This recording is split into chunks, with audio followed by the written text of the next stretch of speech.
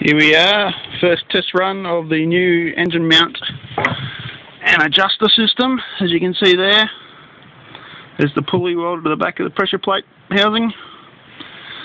Going up to the compressor, slowly getting there, and we'll see how it runs. I'm going to hold this, babe.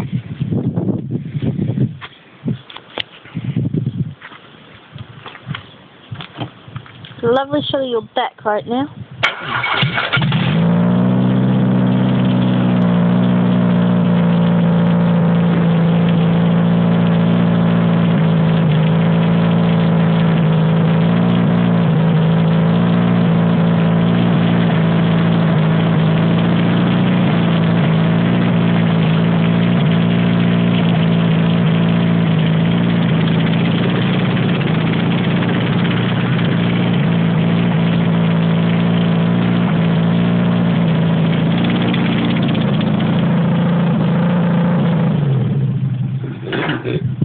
That seems to run pretty well.